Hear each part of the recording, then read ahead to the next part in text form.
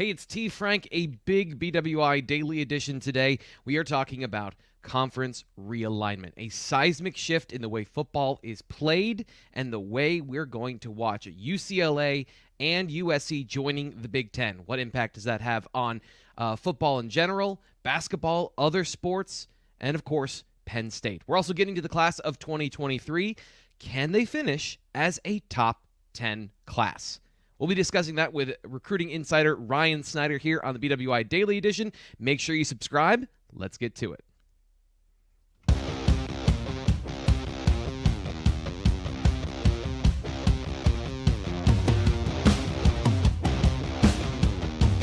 Let's bring in Ryan Snyder. We're discussing all kinds of stuff today, but the major news, Ryan, as we talked about at the beginning of the show, is USC, UCLA.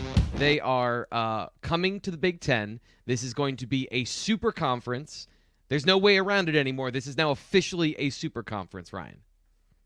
We're on our way to 24, I think, is what I think it'll end up. Maybe more, actually. It could be 28. That makes sense, too. But these are the first dominoes. It's the same as Oklahoma, Texas. More dominoes will fall eventually. I don't know if it'll be in the days ahead or the weeks ahead or the months ahead, but you're not adding USC and UCLA to have them travel across the country however many times a year it is and all those different sports. You know, this is going to be we'll probably get into this at some point, but what I fully expect other Pac-12 schools to join this super conference, I guess you would call it, and you can get away with adding, I think, 4 more of them, and still potentially grad schools from the ACC down the road. So it's going to be a lot of fun, and I think everybody likes. I don't know. You have the traditionalists who like it the way it is, and I do too.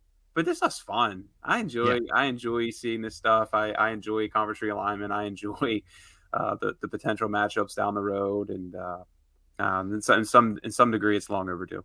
Yeah, and this is kind of the question, and you bring it up there, is this is good for college football. Like, I don't think there's any way around it. This is good for college football. Is this, I'm sorry, for the Big Ten, but is this good for college football and for college basketball? I do.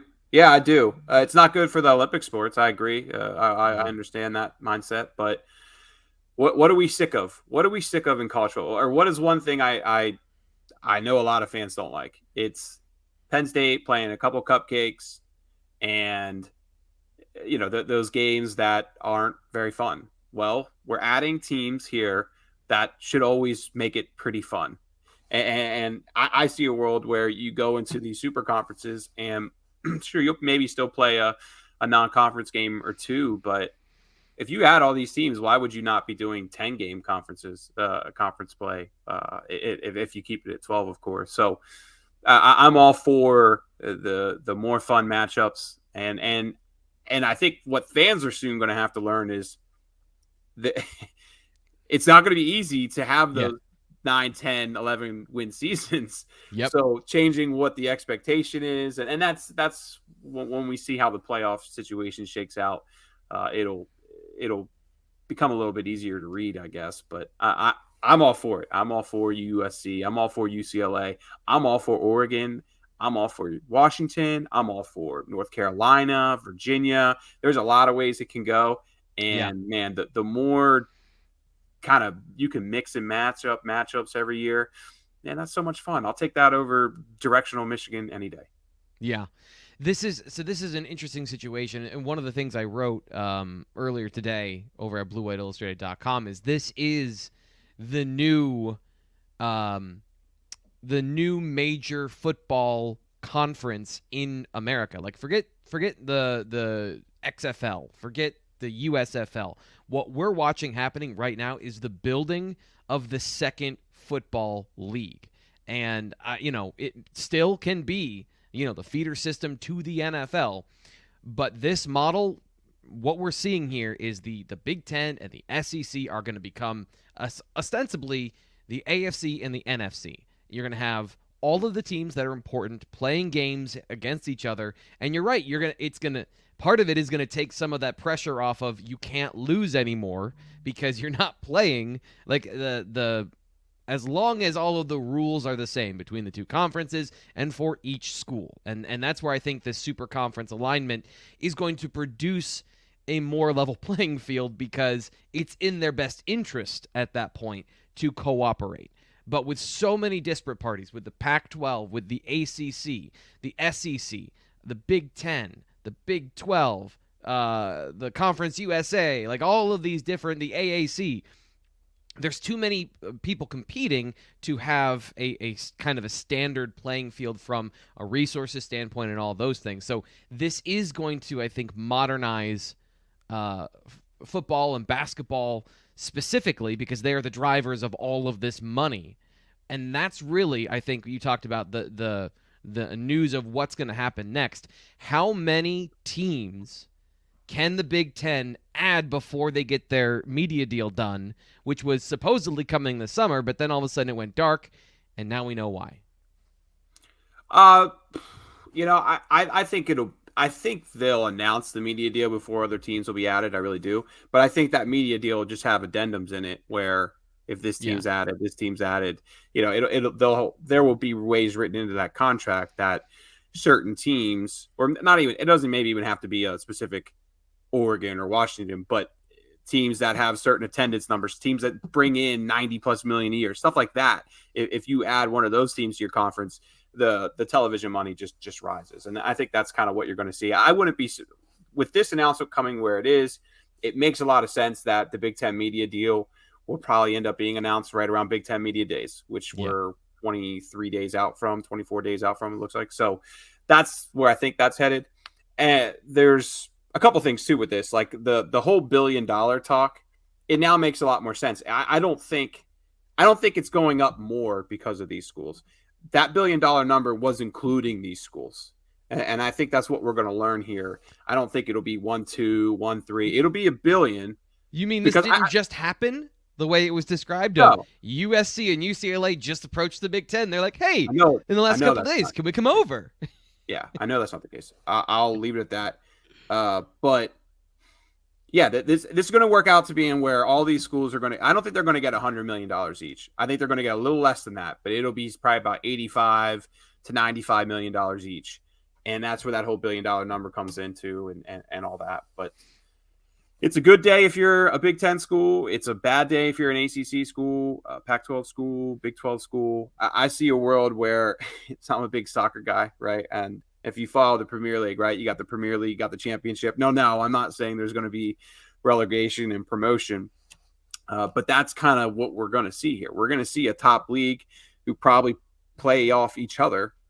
Like literally, like that'll be the playoff. Maybe those other teams will be involved, but I still think with the playoff having a couple years, this will still be a couple years where it shakes out with teams still trying to jump into the Big Ten. I don't know if we're going to see it here in the next couple of weeks, but I could see it later in the year and then into next year as well.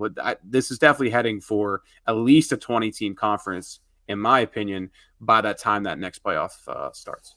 Yeah, so this is going to be interesting to me as well with the length of the deal for the Big Ten, because a lot of this stuff happens around TV negotiations, because this is the leverage to get yourself to $1 billion is you're bringing in the Lakers, the Dodgers. That is the appeal of USC. UCLA is also coming.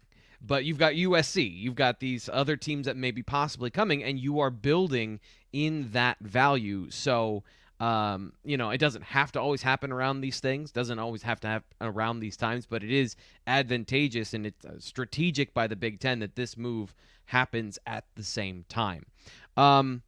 Can the Big Ten finally strong-arm Notre Dame into the conference by absorbing all of their traditional competitors, all of their traditional rivals? Because right now the only ones they don't have are like Navy. I don't know if it'll be about them having their rivals as much as it is just there's going to be nowhere else for Notre Dame to go. And maybe Notre Dame will be able to stay independent fully in this next playoff, but the ACC is next. And everybody knows it's next. They talk about the grant of rights till 2030 something, whatever it is. I don't – look, the grant of rights are there if one or two teams decide to jump out. If 6 of them do that, then those grant rights don't mean anything anymore from how it's been explained to me. So that's what you're going to see. I think long term, it might take a little bit longer for the ACC to devolve, but I think that's where we're going to. I think in the next immediate moves, in my opinion, are certainly going to still be on the West Coast, though, because you don't add, like I said, you don't add those two teams, expecting them. Yeah, Nebraska, I guess, would be the closest.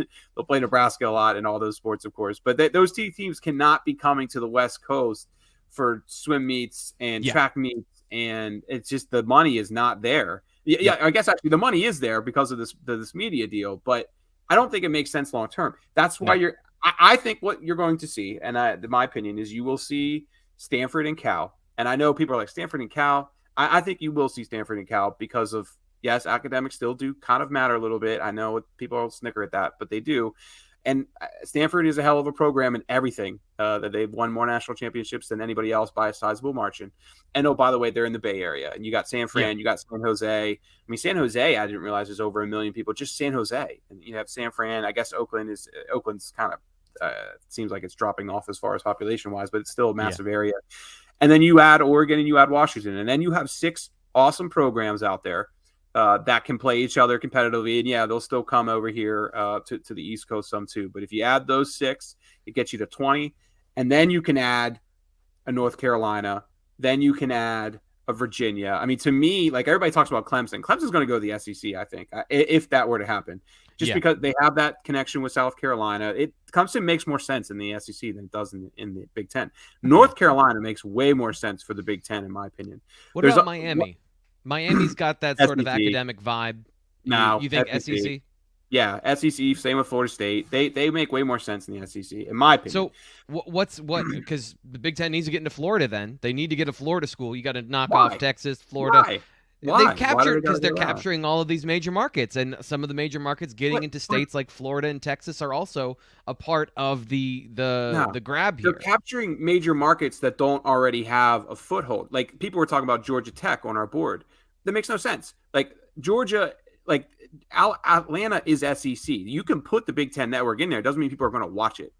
Okay, like same with Miami, same with Florida State. Like that's still all SEC strongholds. So yeah, you can go for those schools, I guess, but I don't think you get the kind of grab, you get the kind of pull because that's still SEC country, in my opinion. You go for North Carolina, you go for Virginia. I'm sure if you add North Carolina, the Duke situation, I don't know how that would play out, but you grab the West Coast. You grab some. I think Pitt is even realistic for the Big Ten. I do. If the fact that they added Maryland tells me that Pitt would kind of make sense there too. I know Penn State fans probably. Some people want to hear that because they want to see Penn State Pitt play. Some just don't because they want to shit on Pitt. Yeah, there I said it. Arizona State. I think the other thing too with Arizona State is, that Phoenix market is massive, and Arizona State doesn't fit. Arizona State does fit in the size of the school and some other things. The academics don't always fit there. But, man, how massive that Phoenix market is, that'll be another interesting one to watch. But to me, I don't see Florida schools. I don't see Georgia schools. I don't see South Carolina kind of schools. That makes all sense for the SEC. That I can see that down the road. I see North Carolina and Virginia Tech would be another one that makes sense. This has a great pre-Civil War vibe going on right now because you've got the Big Ten is the entire North, and then the SEC can go from Southeastern Conference to the ESC, the entire South Conference. Like it's just the exact opposite of they're going to grab up all those schools you're talking about there. I think it's interesting when you're looking at the way this is shaping up and some of the schools and some of the additions in these situations. When we're looking at the things that have played out here, do you remember 6 months ago, I think it was, or whenever it was, in response to Texas and Oklahoma going to the SEC, the ACC, the Big Ten, and the Pac-12 all put out a statement saying that we are jointly unified in pursuit of academics and amateurism in sports. And officially right now, the League of Extraordinary Pinky Promises is dead because the Big Ten just stabbed the Big 12 or the Pac-12 in the heart is what just happened. And this goes back to the Big Ten Network and talking about all of these TV media right deals. The reason the Pac-12 is in this situation is because they had an incredibly weak TV deal. So which one is the next one to fall? I guess, is it the ACC, or are there other Big 12 schools that can be cannibalized that are valuable? I think if the Big Ten won the Big 12 schools, they would have got them already. Yeah, Yeah. like people talked about Kansas because of the Kansas City market. They had the opportunity there and they didn't. So to me, yeah, it's more so about the ACC. Well, like I said, excuse me, let me clarify. The next schools the fall have to be those ones out west. You cannot have those UCLA, and USC coming out here 70% of the time. Like, it doesn't make sense. You have to add more the strong schools in the Pac-12, which again to me are Stanford, Cal, Oregon, and Washington, potentially Arizona State because of that Phoenix market. Those were the ones that actually make sense. The rest of them probably combine up with the Big 12 to some degree, and maybe you get a third super conference in size of teams, but it won't get anywhere close to the kind of money that the Big Ten and the SEC will get. So, but as far as a conference goes, yeah, the ACC is the one. It has to be, and especially if you can rip Notre Dame from them, then it becomes a real issue. So, for all of you that feel like this is the death of college football and college sports in general, I'm sorry for you, but this has been coming for a very long time. Like, this is not a surprise to most people that are watching this. The last thing, and then we should move on, talk about some closer things to home when it comes to Penn State football in the class of 2023. What's the long-term projection here, do you think, when it comes to the amateurism model of not paying the athletes that are on the field, generating the interest in the sport?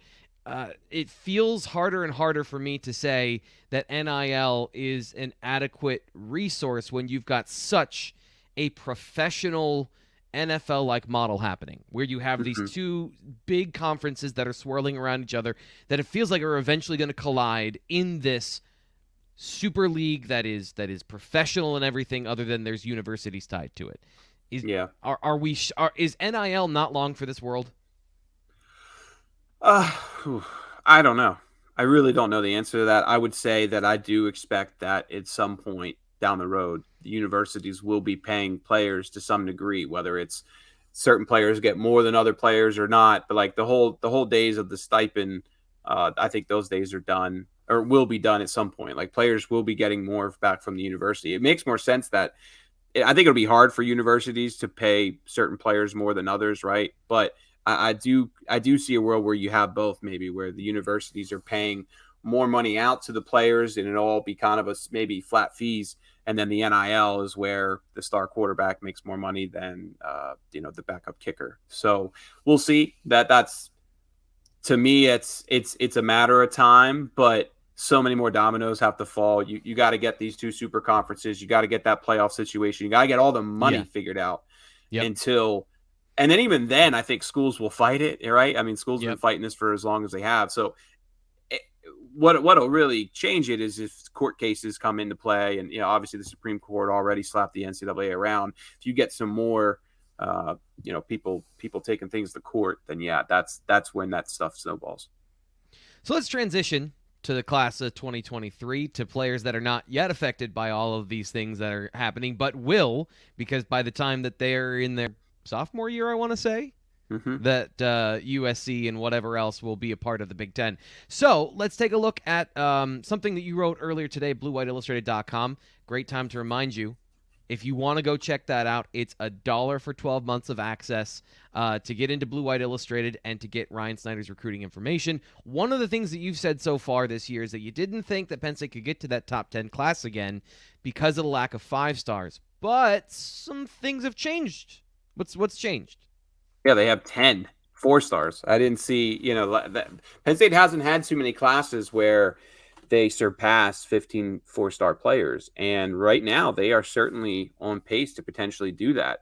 I wrote in our write-up today. I mean, these are just the 4-star players who are still available. Derek LeBlanc, Evan Link, Jakeem Jackson, Kavion Keys, London Montgomery, Jason Moore, Stanton Ramel, Tamir Robinson, Tony Rojas, Cam Seldon, Elliott Washington, and Trey Webb. That's a dozen guys who realistically, like, I could see if any of those committed to Penn State, it wouldn't shock me. Now, they're not going to get all of these guys. Of course, they literally don't have room for all of them. But if they just landed 5 of those guys, they're in pretty good shape to finish top 10. If you go back to last year, Oklahoma did not have a single 5-star player in its class. It had 17 4-star players and finished 8th overall. That's the recipe now.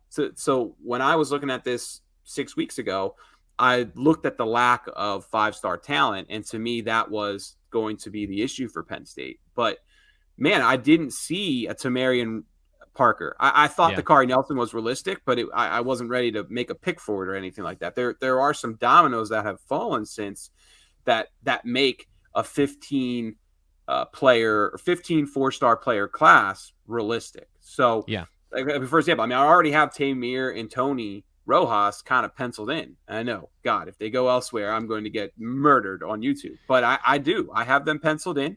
So you're already there at kind of 12. And London Montgomery, I think, is pretty realistic. There's 13. Evan Link, Jason Moore, two guys who I think could really potentially end up here. Boom, you're at 15. And that's not even counting an Elliott Washington, who I think is pretty much – it's going to be either Michigan State or Penn State. He's not going to go to Alabama. You have Cam Seldon, who's kind of a mystery. Some people feel good. He's just really quiet. That's absolutely possible.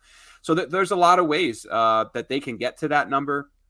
And, man, I think 15 4-star players is absolutely realistic and is probable at this point, which should put Penn State on pace to have a top 10 class.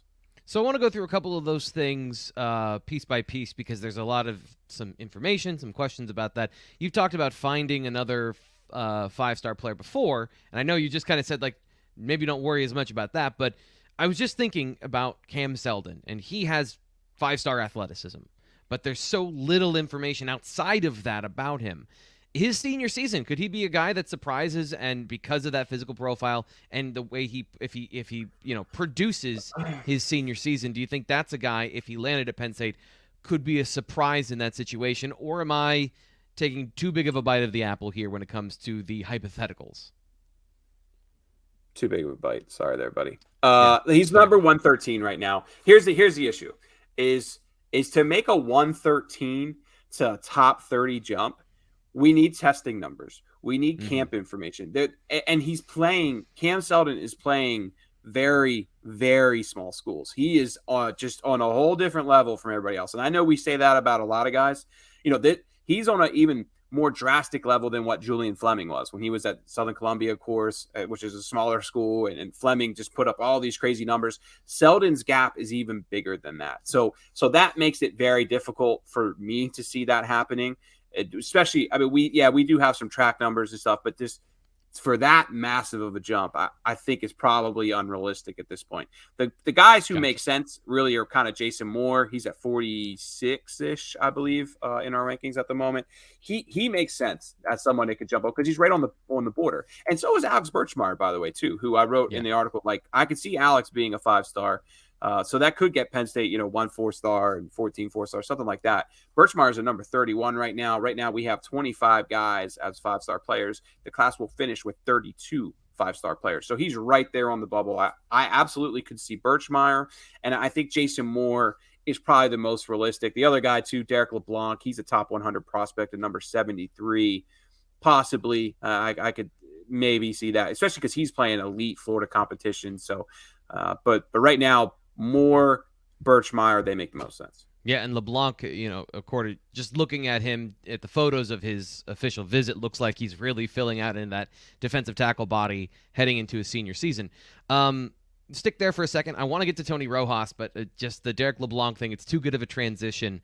Penn State, right now, we talked about this, I think, previously, that the corner position doesn't seem like there's a great fit right now for the Nittany Lions.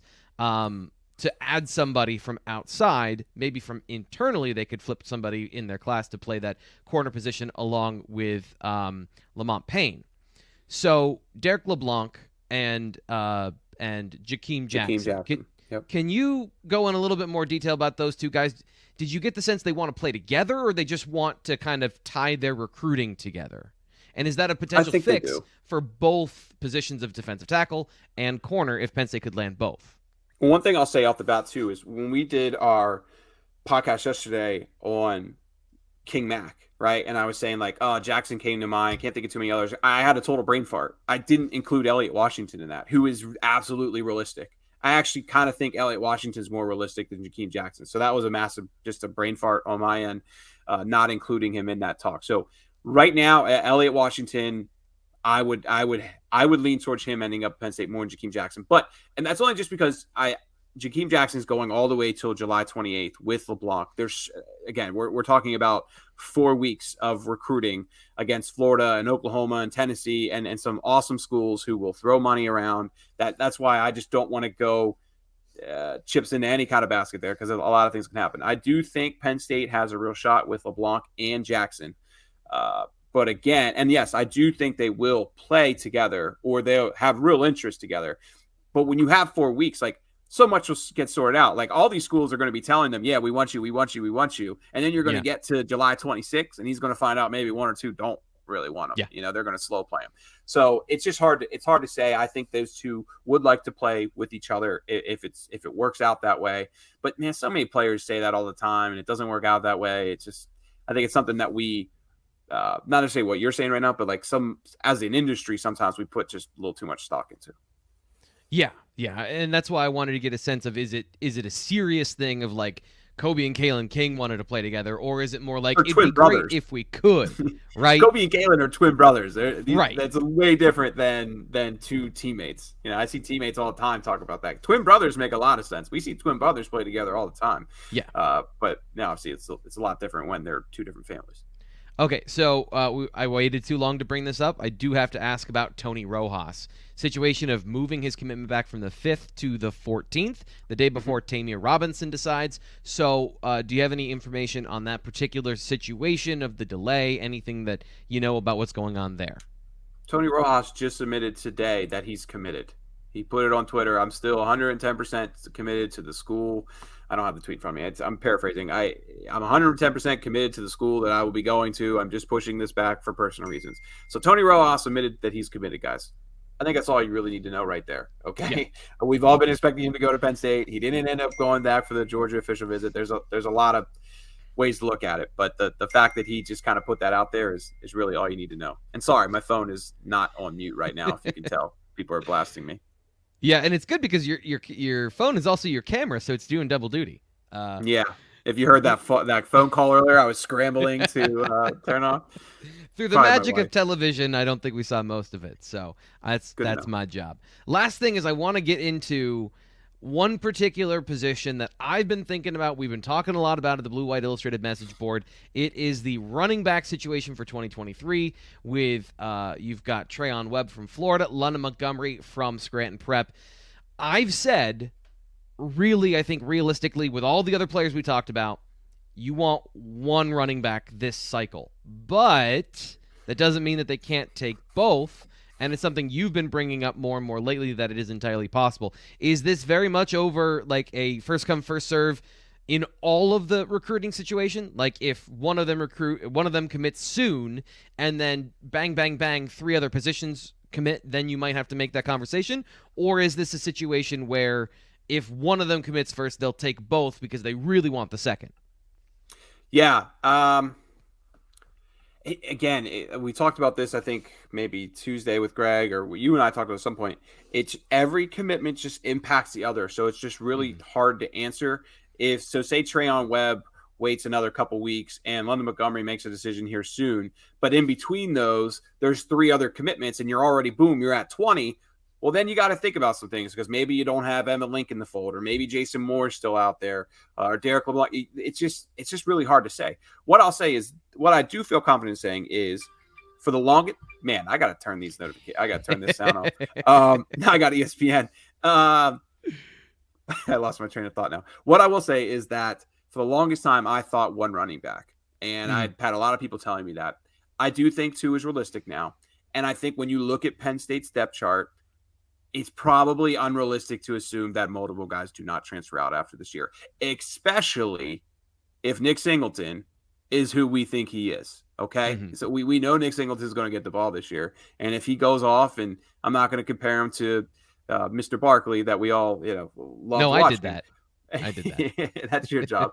But if he goes off and does what we think he is, it's unrealistic to think that guys aren't going to transfer out. So I think that's kind of the mindset here. They really like London. They really like Trey. If they can get both, how do you not? And especially because I think Trey might commit well, so I'm going back and forth on this one. Somebody kind of hinted to me that London could commit next week, but also there's talk about Trey committing next week. So there's a lot of moving parts with this one at the moment. So if London were to commit first, yeah, I still definitely see them. If Trey were to commit first, I don't see how Penn State can pass up on a 4-star talented running back from Pennsylvania when in-state recruiting is as important as it is. So I do think 2 running backs is realistic. But again, if one commits July 5th and the other commits July 18th, well, what happens in the middle there is going to have a big impact on the guy committing July 18th. It just kind of is how it is. Anything else before we get out of here on Friday? Remind me next time to put my phone on silent. That's it.